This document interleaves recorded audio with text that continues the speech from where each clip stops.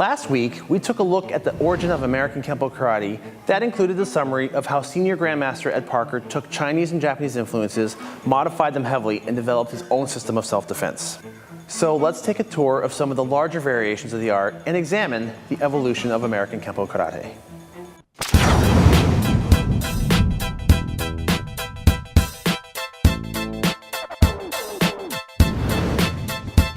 In the previous video, we took a look at the origin of American Kenpo and how Ed Parker learned a system of self-defense and then modified it to address American street fighting. I encourage watching that episode first if you haven't already, and there is a link in the description below. In this episode, we're going to build on that and take a look at this young system and how it evolved over the past 60 years. Now, as I've said in previous videos, American Kenpo has a very fractured community. There is a great divide between different organizations, which often result in some nasty politics. Many of those politics and disagreements stem from the changes in the system we're going to be going over today. Now, with that being said, the intention of this video is not to take any sides, discuss those politics, or to point any fingers at who may or may not be doing Kenpo correctly.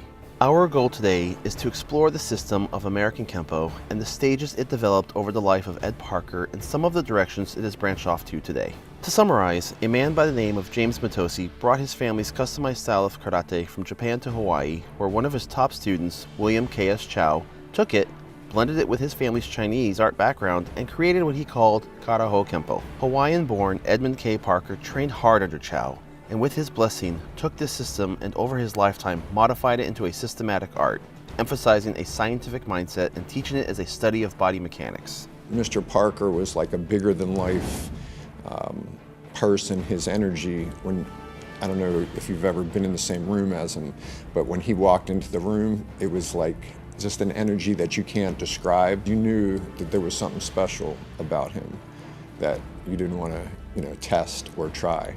I actually have felt him do some stuff on me, and even up as he got into his later 50s and close to his passing, he was still moving pretty good. He still moves very fast, very powerful, very explosive. It was impressive to see. It was scary to be on the other end of it, hoping that he was going to have good control, because things were coming at you fast and hard. American Kenpo teaches its students an array of basics, which include strikes and maneuvers, as well as a whole curriculum of principles and laws of motion. These principles are then put into a series of example self-defense sequences. Katas, or forms, are also taught to teach the student a deeper study of those principles and how the mechanics of the system can flow together. These principles, along with extensive sparring and freestyle tactics, create an extremely robust self-defense system. But he had been in quite a few, street altercations that he could kind of see what worked, what didn't work, and so it was cool to know that it was a battle-tested art. It wasn't just something that was given to you and said, do this, and this is why. Ed Parker also believed in allowing his students to adapt the art for themselves and encouraged open thinking and contributions to the system as long as they adhere to the underlying principles. He wanted to tell people is no matter how you look at things, you're going to find your strong points. I don't want to say it's complex, but it is sophisticated to the point where it's not an ordinary practice, because Ed Parker knew that some of the components of what we taught were going to be situations against a skilled fighter, not just someone who's just throwing a punch, kick, or coming up on you. And he also wanted you to find solutions. This opened the door for Kenpo to become an organic community art. As a fun side note, for those of you who are familiar with Adriano Emperado, he and his brother Joe were both top students under William Chow at the time Ed Parker began to train with them. Adriano would later go on to become one of the founders of Kenpo, a martial art with a mixture of karate, judo and jiu-jitsu, Kenpo, and boxing. Although it took a very different path than Ed Parker did, it's interesting to think of how many arts today stem from the same roots. Ed Parker began teaching at Brigham Young University and eventually opened up his first Kenpo school in 1956 in Pasadena, California. The Kenpo he taught at this time was derived from the system he had learned from Chow. Chow had also taught him advanced motion, and Ed Parker took this information and began to restructure the art. He modified techniques, made additions, and deleted anything he felt was obsolete. Students were encouraged to ask questions, and he would modify the art based on his own experiences and that of his students. To Ed Parker, understanding why a technique was used was just as important as learning how to perform it. Based on the fact that we are allowed to question our instructor, and growing up when I was doing traditional karate and taekwondo, And I used to hear people say, you know, when my instructor used to say, jump, you say, how high? I said, that's a lie. I said, when my instructor said jump, I jumped. If he wanted me to go higher, he'd say higher. You never questioned your instructor. I said, and you know, one of the first things I learned in American Kenpo was to ask questions. You know, you need to know the why. Why are you doing this? Why would we do that instead of this? And that to me is superior, because understanding it makes it so much easier for you to relate to it. In 1960, he released a book called Kenpo Karate, Law of the Fist and the Empty Hand. This book was a fantastic guide for those training in the art at the time. It is loaded with instruction on traditions and etiquette, conditioning drills, both mental and physical, the study of human anatomy, basic strikes, and his entire curriculum of self-defense techniques. It is interesting to note that throughout this entire book, he refers to the system as Kenpo Karate, not yet calling it American Kenpo. As the system grew through the years, it was referred to by many names, such as Original Kenpo, Traditional Kenpo, Chinese Kenpo, Ed Parker's Kenpo, and eventually American Kenpo. Some of the distinct features of this version of Kenpo that differ from today are the belt ranks and the organization of self-defense techniques. In this curriculum, there were only 3 belt colors: white, brown, and black. White belts received brown stripes during promotion, brown belts received black stripes, and black belts received red stripes, which red often represents the color of mastery. Ed Parker also created the KKAA, or the Kenpo Karate Association of America, as well as starting the Long Beach International Karate Championships in 1964. This event drew martial artists from all over the world and still exists today. The emblem for the IKC can be seen in full color, representing all the belt colors of Kenpo Karate at that time. The self-defense portion was composed of 62 techniques grouped together based on the attacks such as tackles, grabs, punches, weapon attacks, and so on. This would be the basis of what would become the web of knowledge, or the way techniques would be categorized based upon the way a person was attacked. Each technique was broken up into modular steps and were simply referred to as 32A, 32B, 32C, and so on. As Ed Parker's system of self-defense grew, he wanted to spread out and open more schools and introduce Kenpo Karate to more of the American population. In doing so, however, he understood that the system would need to be modified, and he wanted to put together on paper a standard curriculum that would be taught at each Kenpo school, keeping dojos unified and the quality of teaching consistent. Now, here is where the first major split of American Kenpo occurred, and also the source of much of the bad blood and politics that still linger today. 2 of Mr. Parker's senior students were Al and Jim Tracy. Much of what occurred between them is subject for debate, with accusations on both sides, and stem into some of the ugliest Kenpo politics that still remain. Regardless of what happened, the Tracy brothers did not want to go the same path as Ed Parker, and they parted ways. Al Tracy led the family in their own Kenpo schools based heavily on the art they learned from Ed Parker. They kept many of the traditions and structure of the system as they grew, and opened a very successful chain of schools that can still be found across the country today. Ed Parker dropped the modular breakdown, eventually creating fuller and longer defense sequences, while the Tracys kept the shorter combinations. If I was teaching like 5 swords, I go, okay, this is called technique 1, block drop. Technique 2, technique 3. So you had A, B, C, D, all this alphabet breakdown, which we went into base technique and then the extension. So there wasn't more techniques, they just broke down more and named them with a letter attachment.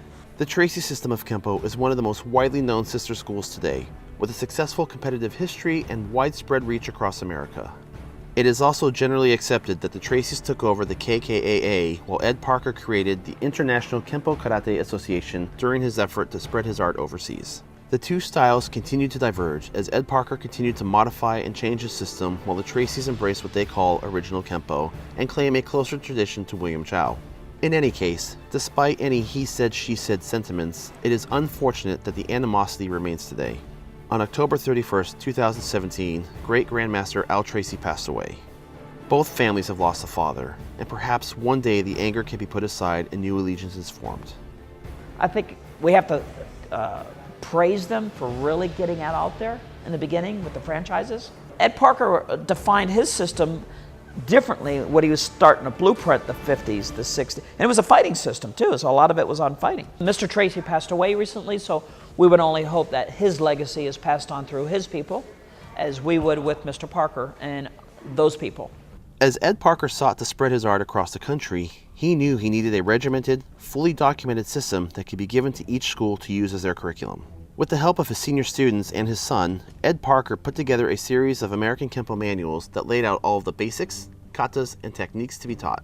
This first manual was released in 1970, and it bore some major changes from what he taught in the 60s. First, the modular self-defense techniques were dropped in favor of new sequences that would demonstrate how basics and principles work together. A new lexicon was developed in favor of the previous number system, and the terminology and the technique name served as a memorization tool for the practitioner. For example, Talon meant wrist grab, and Ram meant a tackle attempt. A technique named obscure wing meant delivering an elbow strike outside of your opponent's peripheral vision. Additionally, Ed Parker added 4 more belt colors to the rank and divided the 128 defense sequences among them. In order to promote to the next rank, students had to complete 32 self-defense techniques, a set of basics, and a kata. Once the techniques were completed at green belt, the student then had to learn extensions for the first 32 orange belt techniques. This rank was sometimes referred to as green-orange. Upon completion of the extensions, they were promoted to brown belt. And at this point, 3 katas, known as forms 4, 5, and 6, were required in order to achieve a black belt rank. This system is often referred to as the 32 Tech Manual, and such manuals are hard to come by today, existing only in the hands of those who received them originally. One of the challenges of the system is that many felt it was a lot of material for students to master at each belt level. This was fine for those who devoted themselves, but as Ed Parker wanted to appeal to a wider population, he noticed that many students were getting discouraged early in their training. He added the rank of yellow belt, which consisted of the first 10 techniques of orange. This allowed the student to get a good taste of the system and achieve their first rank earlier and give them a sense of accomplishment and motivation to go forward. In the early 1980s, Ed Parker released the second manual and the system exploded with new material. Most notably in this version is the distribution of techniques among belt levels. Many schools continue to express concern at the amount of material per belt level. Ed Parker considered dropping the required techniques per belt from 32 to 16, but decided it was too drastic of a change and he settled on a 24 technique system. Brown belt was divided into 3 degrees that counted backward, keeping it in line with the Kyu ranking system of traditional arts. In this new 24 technique system, ranking worked as follows. 10 techniques were required for yellow belt, then 24 for orange, purple, blue, green, third brown, and second brown. As in the first manual, in order to progress from this point, students had to learn extensions of previous techniques. Orange belt extensions for the first degree brown belt, purple extensions for black belt, blue extensions for second degree black belt, and green extensions for third degree black belt. At this point, the student had learned the entire curriculum and further promotion was based on teaching and contribution back into the system. This was a lot of new material that was added to the system. As Ed Parker continued to craft the curriculum, many of his senior students created techniques and katas and brought them to him, and upon approval, Mr. Parker added them into the system. One of the things he wanted his black belts to do, like us, is always think on our own. Hence why he had some do thesis. He wanted to see how you thought. Some of the things even Ed Parker did, they weren't his. The kicking set wasn't Ed Parker's, that was Mr. Kelly's, that was Seabach Tom Kelly's. The staff set was Mr. Chuck Sullivan's. So he allowed his students to help him, for the best interests of all, to flourish. You know, the bottom line is you only have 2 hands and 2 feet. And it's going to be the same in 10 years, in 20 years. 2 hands and 2 feet. What's really going to change or evolve is your thought process. Ed Parker students all wore white gis, keeping with the traditional karate uniform. In this revision, Mr. Parker added the black gi to be awarded to students who had reached their brown belt status. This was to distinguish the instructors from the beginning and intermediate levels. Today, this black gi has become synonymously known with the American Kenpo system. Some schools keep with the black and white tradition, while others make black uniforms their standard throughout all ranks. Belt knot placement was also to be placed on the left for males and on the right for females. This was a nod to the Chinese idea of qi, being stronger on the left for men and stronger on the right for women. Only instructors were allowed to wear their belt knot in the center, representing a balance of energy. This version of American Kenpo became deeply rooted and is probably the most common curriculum the system had. In the late 1980s, a third and final Kenpo manual emerged of Ed Parker's American Kenpo system. This third manual featured the 16 technique system that Mr. Parker had considered earlier. This new manual was very similar to the previous 24 system, with the main difference lying in the distribution of techniques. In this curriculum, 10 techniques were required for yellow, then 16 for orange, purple, blue, and green, and then 20 techniques for the 3 levels of brown and first degree black belt. This time, the previous required extensions were put into place for promotion to 2nd, 3rd, 4th, and 5th degree black belt, with further promotion coming with time and contribution into the system. Ed Parker passed away on December 15, 1990, right as his manual began distribution. Many schools adopted it, while others stuck with the previous manual. With Mr. Parker's passing, a major hole occurred in the American Kenpo community. He had not appointed a successor, and a power vacuum occurred, with many senior belts stepping up to lead the system. It was kind of sad to me how when he passed away, the organization splintered off and created their own organizations, and everyone was kind of doing their own thing, and it really just created a void of any one person in leadership, and it created probably 6 or 7 or 8 different Kenpo organizations that it's still kind of that way now. As Mr. Parker had continuously changed his system throughout his life, each generation of black belts had a different version than the others. Everyone feels like their way is the best way, and there's a lot of criticism of, well, I'm with so-and-so, he does it this way, that's how it should be done, not this way. So there's a lot of that, a lot of, well, you're doing it wrong, unfortunately. So it's still very fractured and splintered, in my opinion. Other schools took a more extreme turn, and with their experience with Mr. Parker, they put their own spin on it to take Kenpo into their own generation and revolution. One of the commonly known offshoots is Kenpo Sublevel 4, created by Dr. Ron Chappell. Dr. Chappell took his training with Ed Parker and created a system that focuses on the fine details of human anatomy. The name refers to one of the principles Ed Parker taught, in that there are 4 ranges in hand-to-hand combat: out of contact range, within contact range, contact penetration, and contact manipulation. This last range refers to being close enough to your opponent to manipulate their body, not just strike them. Joint locks, throws, takedowns, and control techniques are all done from this range. Dr. Chappell felt that this 4th range had a sublevel to it. It analyzed the idea that utilizing precision strikes and nerve activations along with structural alignment created enhanced effectiveness not just for Kenpo, but for any close-range art. They're using the delayed sword as a meridian strike from here to here. He just went into the actual infrastructure of the pressure point stuff. So anybody who's into those pressure points, they were just going into their research, and it's still under research. Jess Speakman is one of Mr. Parker's most notable students.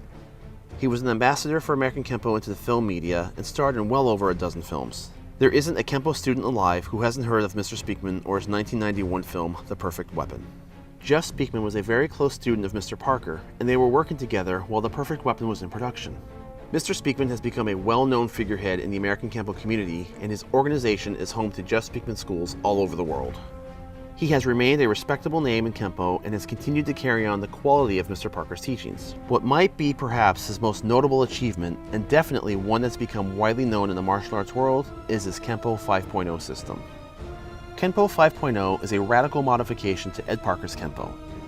He drew inspiration from Mr. Parker in taking an art and modifying it to fit today's needs.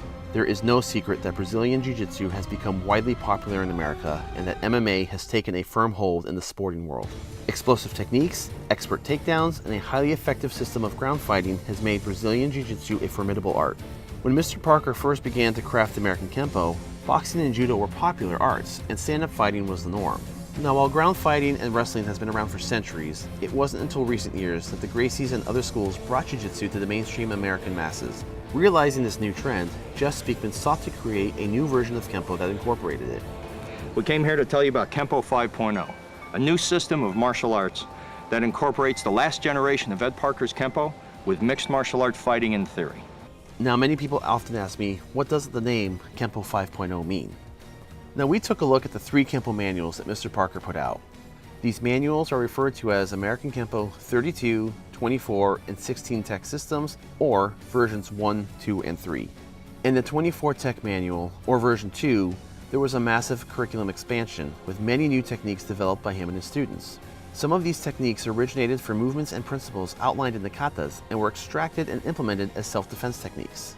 Kenpo katas, or forms, are sequences of techniques in a formation to categorize ideas and demonstrate the flow of movement.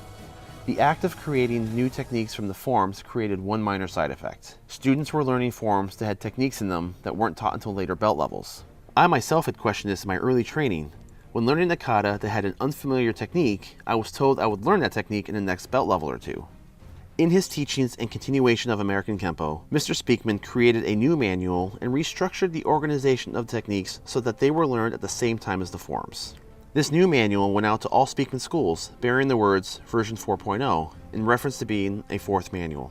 With Kenpo 5.0, Mr. Speakman and his top students have crafted a completely modified version of the American Kenpo system. The most notable change is the inclusion of ground fighting. Takedowns, locks, submissions, chokes, and other Brazilian Jiu-Jitsu techniques are featured in an effort to teach students how to utilize and defend against ground fighting. Additionally, techniques are now organized by what is called combat models, so that techniques that are based off a similar scenario are grouped together and teach variations of a situation. I like where he's going with the grappling. I like the grappling. I myself do Jiu-Jitsu. I'm a blue belt. And so I think it was a good idea to incorporate grappling into Kenpo. Which I applaud, in that he has the courage to say, you know, we need to change and we need to do things a little bit differently, moving into a more modern society that has this to deal with now. So I, you know, tip my hat to him in that way. For creating something of his own with a little bit more practicality of learning, not necessarily saying that you want to go to the ground all the time, but God forbid you get taken to the ground. It's better to know what you're doing, what your opponent's trying to do, than to not have that knowledge. It's still Kenpo, so he uses the Kenpo upper body entry, and then he goes into the grappling stuff. So, God bless him. And anybody like Jeff or anyone who's out there keeping the torch burning and carrying on the flame to the generations to come, I applaud them. Mr. Speakman is also a firm believer that a student needs extensive sparring and fighting experience in order to make their self-defense effective. Part of Kenpo 5.0 is a rigorous freestyle program called the 5-0 Fighter, and has students spar in a complete fight, from stand-up all the way down to the ground and into chokes and submissions.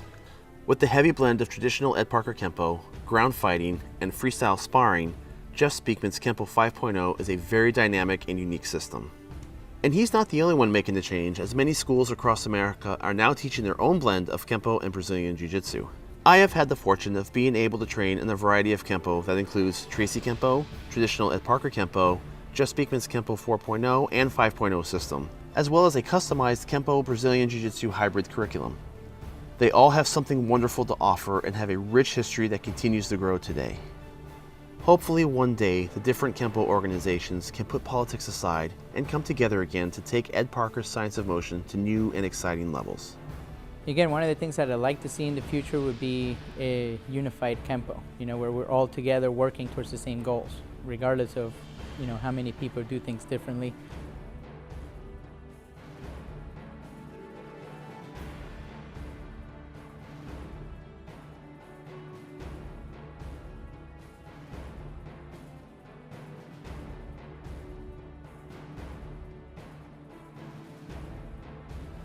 So those are a few of the stages we've seen in the evolution of American Kenpo. I've experienced a few of them firsthand. Interestingly enough, one observation stood out to me and helped me establish my own personal training path. Now, while the curriculums and the techniques wildly varied from school to school, most of the time, the underlying principles and laws remained. This really helped me understand just how pliable Kenpo really is. And as long as you preserve the foundational ideas of the system, then you can have 1,000 different versions of the art. So I would really like to hear from those of you who have experienced different versions of American Kenpo, or any Kenpo for that matter. Now I hope you've enjoyed this video, and if you did, please help our community grow by subscribing and sharing with each other. Thank you so much for watching.